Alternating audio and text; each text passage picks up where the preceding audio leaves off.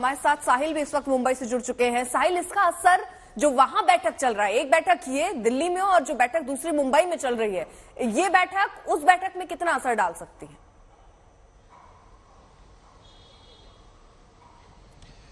देखिए, इस बैठक में इन सारे मुद्दों को लेकर चर्चा जरूर होगी, क्योंकि अचानक कल ये पासा फेंका गया कि वन नेशन वन इलेक्शन की बात अचानक शुरू हुई और आज अचानक हमने देखा कि रामनाथ कोविंद पूर्व राष्ट्रपति के नेतृत्व में एक कमेटी बनाने की बात भी रखी गई। उसका नोटिफिकेशन भी निकल सकता है कि कौन कौन उसके सदस्य होंगे। तो जाहिर सी बात है कि जो अपोजिशन अलायंस है वो उसको लेकर बात करेगी।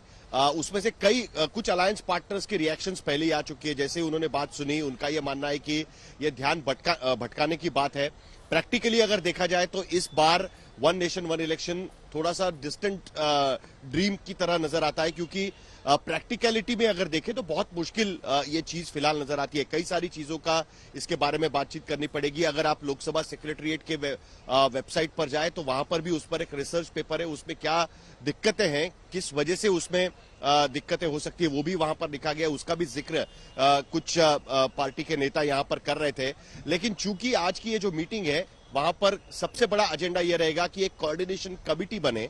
उस कोऑर्डिनेशन कमेटी में उन पार्टियों के नेता शामिल होंगे, उनकी तरफ से जो प्रतिनिधि है वो इस कोऑर्डिनेशन कमेटी में रहेंगे, जिनके 5 से ज्यादा सांसद लोकसभा और राज्यसभा मिलाकर इस वक्त देश की संसद में मौजूद है। उन्हें मौका दिया जाएगा। ये कोऑर्डिनेशन कमेटी 11 लोगों की बनाने का फैसला हुआ था, लेकिन कुछ नंबर थोड़ा बढ़ भी सकता है। केसी वेणुगोपाल ने बाकी पार्टियों से बात करके उनके रिप्रेजेंटेटिव कौन रहेंगे कमेटी में, उसके बारे में उनको पूछा गया था, तो वो बात यहां पर होगी। उसके साथ में एक कॉमन एजेंडा बनाने की बात चलेगी। स्टेट कमिटीज को लेकर भी बात हो रही है कि अलग अलग स्टेट्स में जहां पर एक से ज्यादा पार्टनर्स इंडिया के हैं, वहां पर एक स्टेट कोऑर्डिनेशन कमेटी भी बनाई जाएगी, जहां पर बाकी छोटी पार्टियों को भी रिप्रेजेंटेशन दिया जाएगा। तो ये सारी बातें होगी। लेकिन एजेंडा में, क्योंकि शुरुआत उद्धव ठाकरे करेंगे भाषण की, और उसमें वन नेशन वन इलेक्शन का जिक्र हो सकता है कि क्या ये इंडिया अलायंस को देखते हुए एक नया पैतरा सरकार की तरफ से लिया गया है। कई सारे अलायंस पार्टनर्स ये भी कह रहे थे, खास करके आम आदमी पार्टी की तरफ से संजय सिंह का बयान उसमें था। आज सुबह शिवसेना के सांसद अनिल देसाई वो भी वही बयान दे रहे थे कि इंडिया अलायंस देखते हुए एक रिएक्शन के तौर पर अलायंस को देखते हुए ये सब किया जा रहा है। साहिल, आप बने रहे। हमारे साथ हिमांशु मिश्रा भी है, हमारे संवाददाता। ठीक है साहिल, आपके पास लौटने। हिमांशु, जो मीटिंग इस वक्त चल रही है जेपी नड्डा की और पूर्व राष्ट्रपति रामनाथ कोविंद की, इस मुलाकात के मायने क्या निकाले जाए? देखिए, इस मुलाकात के मायने यही हैं कि इस कमेटी की घोषणा से पहले जेपी नड्डा अगर मिलने गए तो महत्वपूर्ण यही है कि भारतीय जनता पार्टी जो है राजीव, वो इस कदम पर और आगे बढ़ती नजर आ रही है।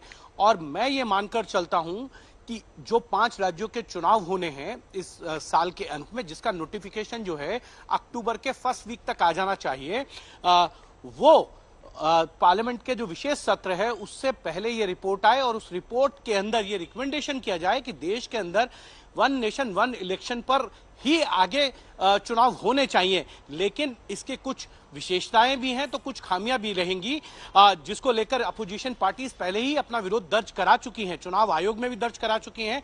क्योंकि अगर कोई गठबंधन की सरकार केंद्र में भी बनती है और कोई विपक्षी दल, कोई सहयोगी दल उससे जो है अपना समर्थन अगर वापस ले लेता है, तो सरकार के पास अगर बहुमत नहीं होगा तो ऐसे में क्या मध्यवर्ती चुनाव होंगे या फिर कुछ और उसके लिए रिकमेंडेशन की जाएंगी। ये तमाम ऐसे मुद्दे हैं जिसको लेकर जो कमेटी है उसको फूक फूक कर कदम रखने होंगे, क्योंकि ये एक ऐसी कदम है जिससे देश की स्थिति बदल सकती है। और एक और चीज मैं बता दूं, शायद भारतीय जनता पार्टी इस चीज के ऊपर ज्यादा फोकस इसलिए कर रही है कि अपोजिशन पार्टी से हो रही है और दूसरी तरफ भारतीय जनता पार्टी है और उनका अलायंस है। भारतीय जनता पार्टी को जो 2019 या 14 में नंबर मिले थे वो 272 का जो बहुमत का आंकड़ा है, जो मैजिक नंबर है, उससे ज्यादा मिले हैं।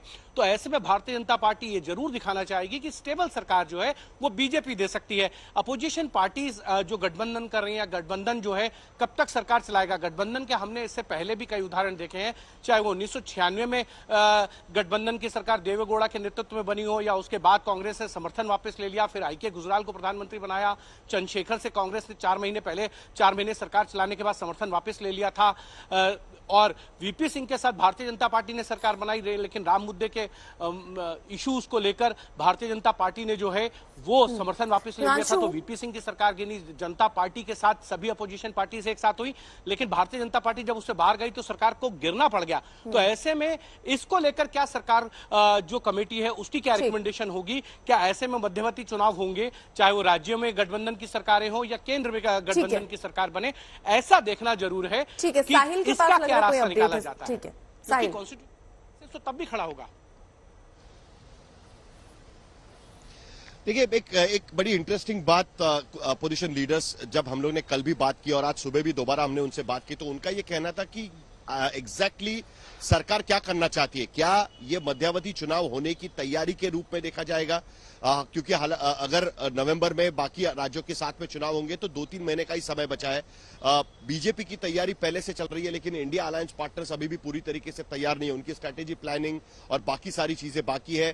कांग्रेस इस वक्त राज्य के चुनाव के लिए ज्यादा अपनी तैयारी दिखा रही है। लोकसभा चुनाव एक डिफरेंट बॉल गेम होता है एक तरीके से, लेकिन कई लोगों ने यह सवाल उठाया कि क्या इसका मतलब क्या निकाला जाए। कल अगर जिस तरीके से 1999 में हुआ था या 1998 में हुआ था कि सरकार गिर गई और दोबारा चुनाव का सामना करना पड़ा था, ऐसी सूरत में अगर टर्म खत्म होने के पहले चुनाव होता है तो बाकी विधानसभाओं का क्या होगा?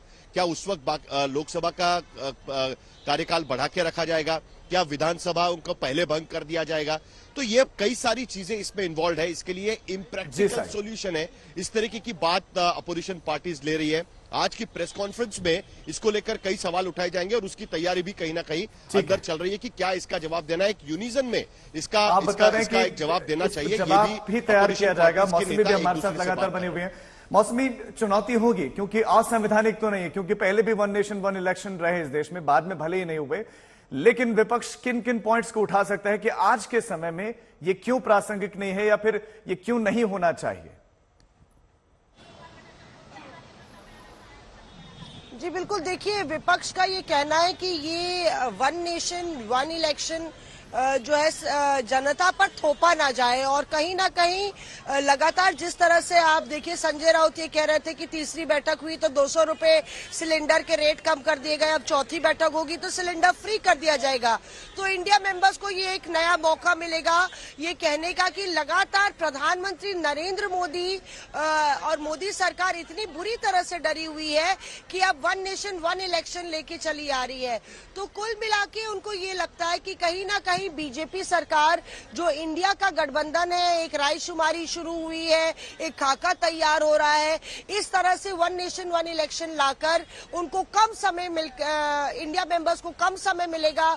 सीट शेयरिंग जैसे जटिल मुद्दे हैं, अलग अलग राज्यों में बहुत धुर विरोधी है, और उनका जो आपसी मतभेद है उसको सुलझाने, समझाने और बताने का जनता को कि हम किस लिए खड़े हैं और किन मुद्दों पर खड़े हैं, उसके लिए समय बिल्कुल श्रिंक हो जाएगा। यहाँ पे मई में चुनाव होते हैं 2024 में।